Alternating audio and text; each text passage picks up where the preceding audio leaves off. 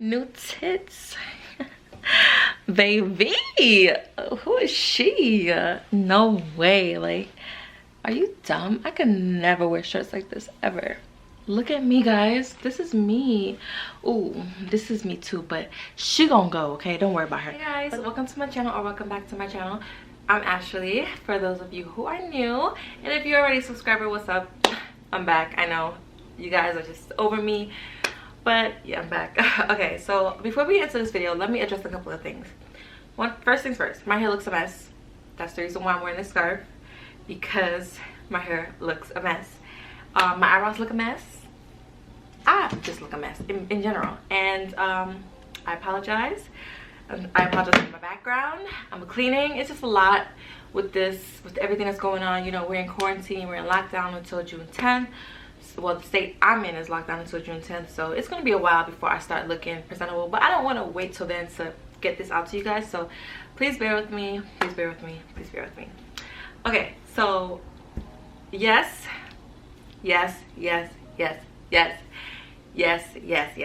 I got a breast reduction. Let's just take a moment to let that sink in. I got a breast reduction. Now, you guys know from my previous videos, I've been trying to get a breast reduction for like 3 or 4 years now. But yes, after going through all what I went through, being denied by insurance, the back pain, the neck pain, the shoulder pain, the not being able to sleep on your stomach from just your breast being just so high like a mountain. It's like when you lay flat, it's like your breast is just so, it's just not being able to wear what you want to wear, not being able to find bras, just overall not being confident in your own skin. I went through all of that. It was to the point where my breast was so big, I was embarrassed to wear like tight fitting clothes because it was just so big, and I'm already a small person. I don't have much lower body, you know, it's all upper body, so I was out here looking like the letter P, and it was just not a good situation. So I'm very excited to share this news with you guys, and I'm pretty sure you guys are so excited. And with all of that, I got all of this done. I keep blinking my eyes because the sun is in my eyes, but I got all of this done during the coronavirus. Now, I'm gonna make a series of videos. This is not going to be the only video, because if I was to make it into one video, it will be so long, like an hour. And first of all, I'm not editing that, and two, y'all not gonna want to sit here and watch that. So I'm going to break it up, and at the end of the series, I am going to have a Q&A where you guys who are thinking of getting a breast reduction, or of you guys who are about to get a breast reduction, you guys can ask me whatever questions you want, and I will gladly answer them in its own separate video. But that's going to be towards the end, like, of all the videos that I'm going to make. Whew. So I don't even know where to start. I had to write a list because my brain is everywhere with everything that's going on. My background, don't mind that, is a mess. But enough of that, let's get into this video. Okay, so yes, I got a breast reduction during the coronavirus. Was I scared? Hell to the yeah. I was so scared. I was so afraid. I was like, okay, so I had my consultation in January, okay? And in January, I set an appointment for March 16th to get my breast reduction. I am going to do a separate video on how I got approved, because like I mentioned, I got denied from my insurance before, and a breast reduction is very expensive, and girl, I won't pay for that, okay? I mean, if I had to, I would have, but I really wanted to try to get approved through my insurance. So that's going to be a separate video if you're someone who's trying to get your breast reduction approved through insurance. So yes, I went to my surgeon, and I'm not going to give you guys my surgeon's information quite yet. I'm going to wait till everything heals and see how I like it, because I don't want to refer him. I don't want to refer and then you guys go and you guys get your surgery and you guys end up not liking it, and then it's like I kind of feel bad. So like, I'm going to wait till everything heals and everything to kind of give you guys, you know, my opinion on my surgeon.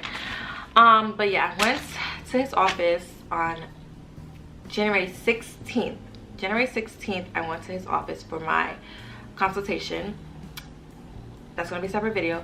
And so I set my appointment for March 16th. So I had a while until my appointment, but like when it got closer, I started getting nervous. I started like chickening out. I was like, do I really want to do this? Like I was afraid. I was afraid of everything. I was afraid of the surgery, being put under. I was afraid of the aftercare. I was afraid of everything.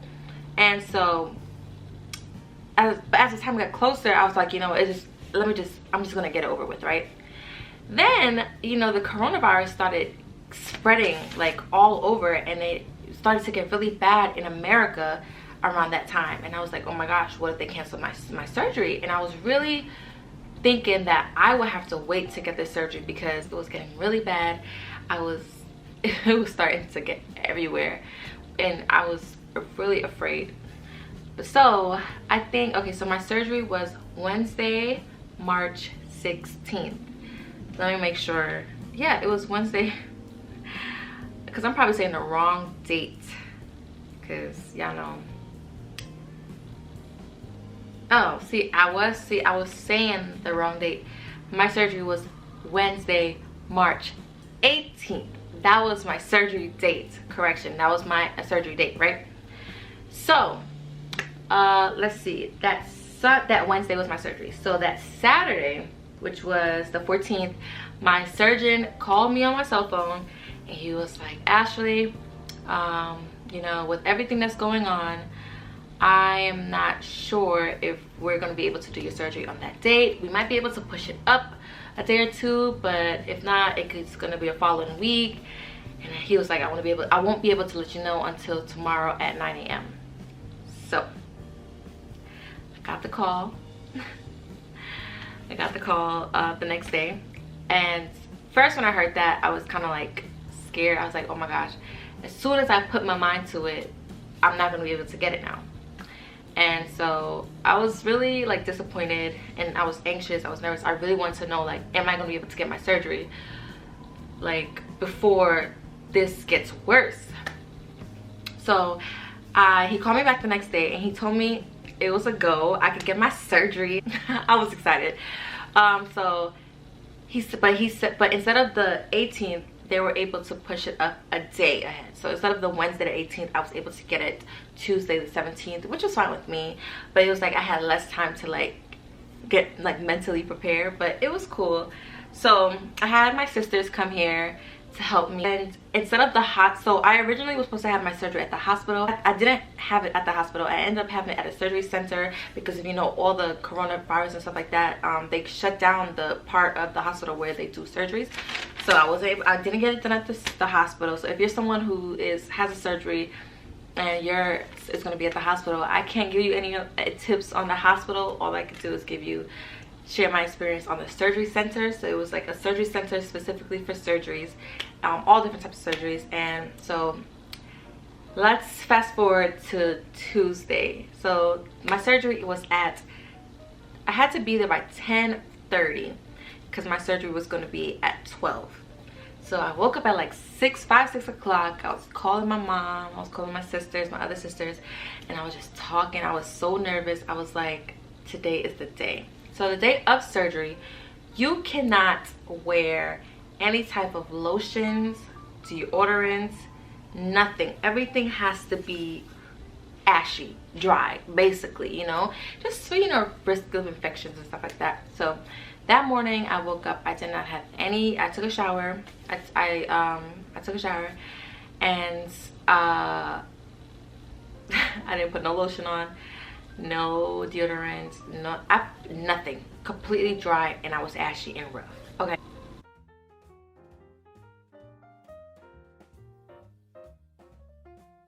Yeah, so the day of surgery, like I said, I was dry, I was ashy. I went to the surgery center. You have to have someone to take you there, someone that is over the age of 18, that can take 18 or older, that can take you there and drive you there, because they will not do your surgery if you don't have anyone there. Okay. So yeah, I went to the surgery place. I filled out like the little paperwork that they had me do, gave them my insurance information and all that stuff, and I waited like an hour. The nurse called me back, and she, you know, she took my vitals, my blood pressure, my temperature. She connected me to EKG. I had to do a P test also to make sure I wasn't pregnant, because you guys know that I don't get my period, so they had to do that. Asked me questions. When's the last time you ate? When is the last time you drank? When is the last time you took medicine? How many do you have crowns, dentures? They asked all the questions, and it made me feel good, because it's like they're really, you know, I felt comfortable, because I like when, you know, I mean, I'm pretty sure it's mandatory, but it felt good knowing that they were asking me these questions, you know.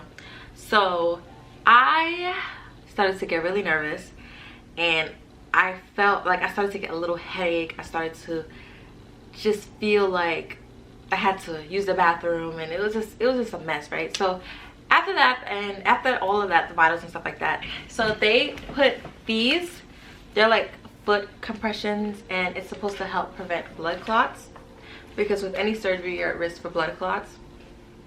And I was able to take them home. They filed them through your insurance, so you don't have to worry about it. But these are it. Okay, I'm gonna talk to you guys more about that. So yeah, so they connected me to those. They explained to me what they were for and stuff like that, and I just had to sign off of it to file through insurance, sign off on it to file through insurance and stuff like that. So then the surgeon came, and he did what he did. He was talking to me. He was like, you're lucky. He was like, I had to push all my other surgeries back months. He was like, he's like, after today and tomorrow, I don't know when is the next time I'm gonna be able to do surgery. He's like, it's gonna be a while. And I'm like, damn, I'm so happy. I'm so grateful, like I was able to get my surgery, because to think about having to wait like first of all 4 months to who knows when, I would have just been like, you know, forget it. No, not really, but for like I would have been like discouraged at that point. So after he drew whatever, I told him I was nervous. He's like, you're gonna be fine, whatever. And then we were just having a little conversation, and then the anesthesiologist came, and when he came, I started to get stupid. Like I started to really get stupid, and I started to really like feel like, okay, what the heck did I sign off on? Like, what am I getting myself into? Because I really never had like a big surgery. The only surgery I've ever had was like my wisdom teeth, and that's like, what it's a surgery, but it's not like a big surgery. So the anesthesiologist came with his nurse or whatever, and the lady started asking me like, what do you like to do, or what do you do for work? And then I'm like, huh? Like, I'm not even like, I'm listening to her, but I'm not listening to her. I'm like, this is the moment. Like, they're about to put me under. So I guess he put the medicine into the IV bag. Yes, I was connected to IV. They put the medicine in the IV bag, and before you know it, I just remember going into the operating room, and they was like putting me down and strapping me and stuff like that. And before you know, I was up. It was like literally that. So when people say like they went to sleep and they woke up and they looked down and they got their surgery, that's accurate, because as soon as I went to sleep, I just remember waking up. And I think I woke up like 30 minutes after like the surgery was done. And after I woke up, the lady, the nurse asked me, she's like, how do you feel? And when I woke up, I was very drowsy. Like I was like, everything was blurry. I was like, what? And she was like, do you need some more time? I was like, yeah, I need like, she's like, okay, I'm gonna let you rest for 15 more minutes. So all in all, after the surgery, I think I was out of it for like 45 minutes. And after that, I woke up, I officially like woke up, and I felt like pressure. I just felt pressure.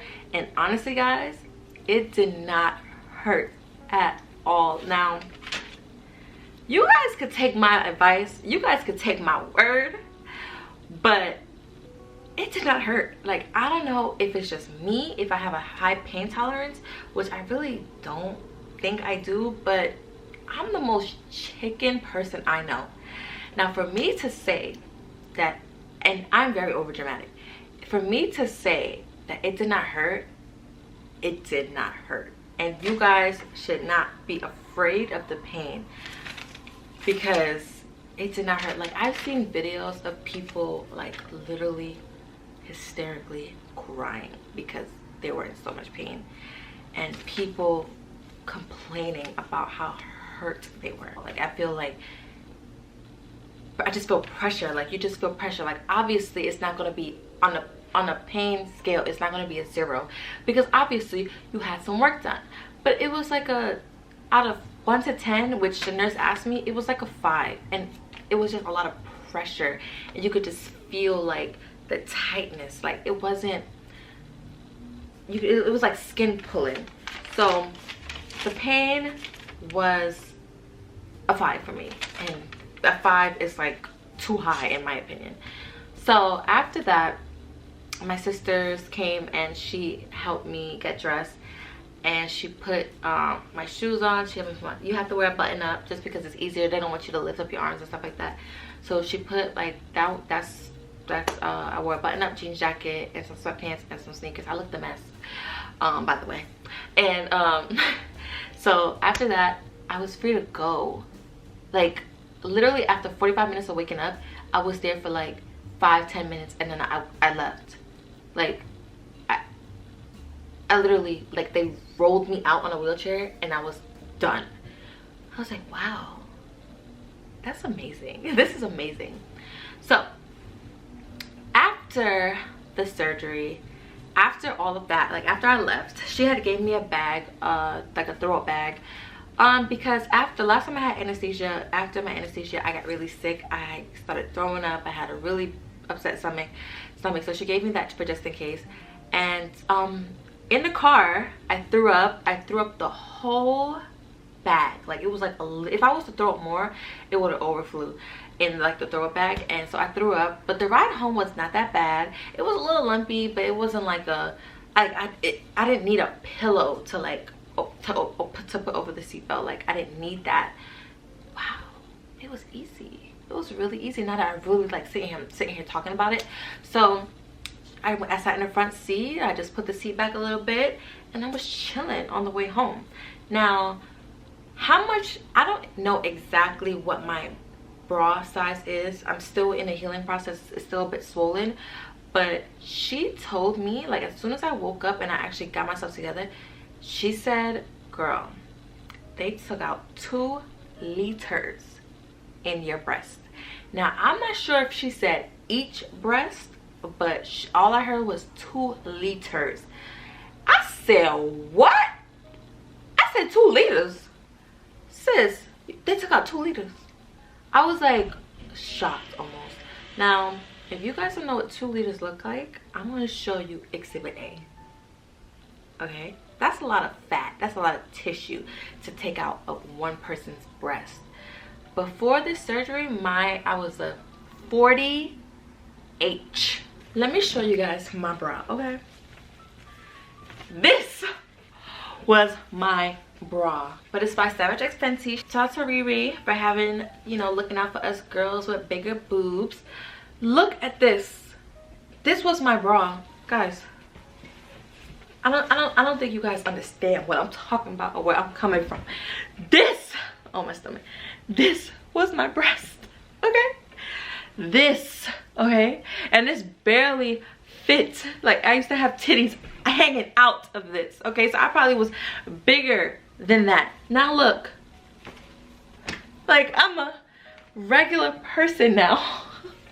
Not that I wasn't a regular person before, but you guys know, like, I'm much more comfortable. Look at this compared to this. Guys, no, seriously, like, I could wear this as a hat. Like,